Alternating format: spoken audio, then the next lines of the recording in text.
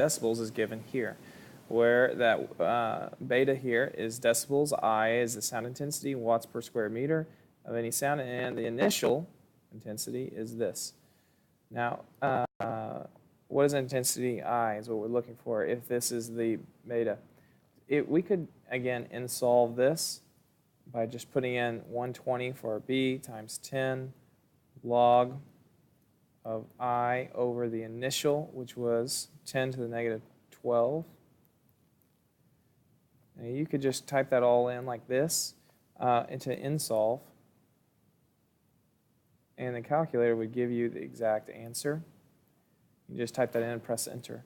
Or if you wanted to solve it by using good algebra, the way you would do so is, let me first write this out.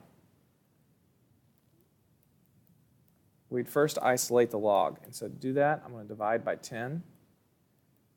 When I divide both sides by 10, that goes away. So I now have 12 equals log of I over 10 to the negative 12.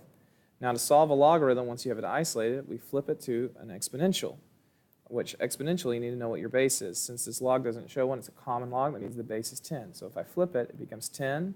Now these two switch, 10 to the 12th, let me try that again, 10 to the 12th equals I over 10 to the negative 12. Now, a negative power, if you remember, just means to move it up. Like a negative power, you just flip, it becomes a reciprocal.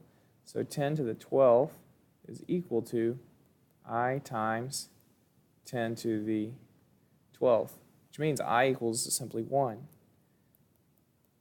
Now, I know that wasn't one of your answer choices. That's because they had it listed as I equals 10 to the power of 0